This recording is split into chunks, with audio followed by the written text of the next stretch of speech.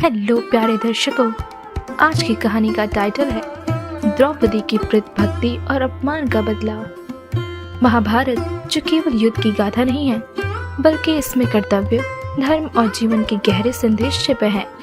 इसी महाकाव्य में द्रौपदी, जो पांडवों की धर्मपत्नी और धर्म की प्रतीक है, उनकी कहानी अपमान और न्याय के संघर्ष की अद्वितीय गाथा है। यह कथा उनकी भक्ति और उनके सम्मान की रक्षा के लिए किए गए संघर्ष पर आधारित है।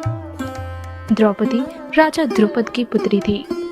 उनका जन्म अग्निकुंड से हुआ था। वे केवल सुंदरता की मूरत नहीं थी, बल्कि उनमें तेजस्वी, बुद्धिमत्ता और धर्म के प्रति अद्भुत निष्ठा थी।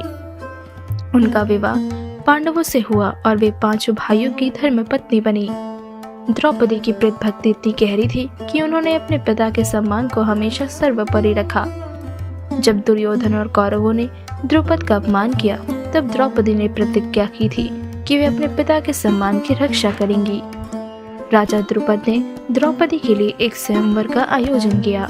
इसमें यह नियम था कि जो भी योद्धा मछली की आंख पर निशाना साधेगा, वही द्रौपदी से विवाह करेगा।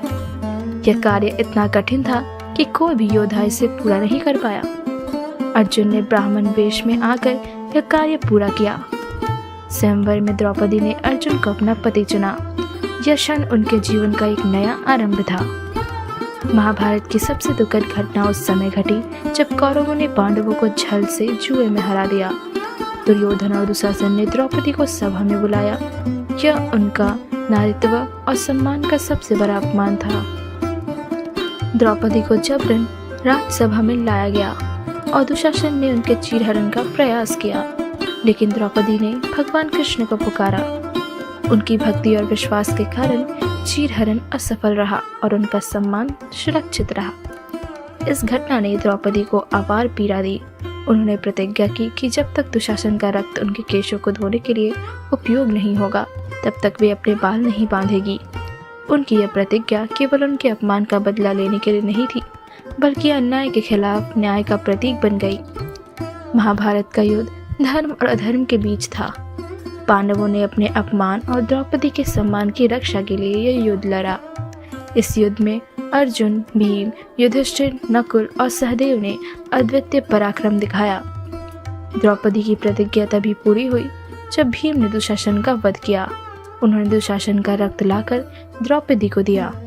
द्रौपदी ने अपने केश धोकर अपनी प्रतिज्ञा पूरी की। यह क्षण केवल प्रतिशोध का नहीं, बल्कि धर्म और न्याय की विजय का था। द्रौपदी की कहानी केवल अपमान का बदला लेने की नहीं है, बल्कि यह नारी शक्तिशान और धर्म की रक्षा का प्रतीक है। उन्होंने अपने जीवन से यह सिखाया कि अन्याय का विरोध करना हर व्यक्ति का कर्तव्य है। अपने सम्मान और आत्मसम्मान की रक्षा करना सबसे बड़ा धर्म है। अन्याय के खिलाफ आवाज उठाना न केवल आवश्यक है, बल्कि यह समाज के लिए प्रेरणा का कार्य है। द्रौपदी की भक्ति और साहस हमें दिखाता है कि सच्ची निष्ठा और विश्वास से हर कठिनाई को पार किया जा सकता है। आज के लिए बस इतना ही। मिलते हैं अगली वीडियो में। तब तक के लिए धन्यवाद।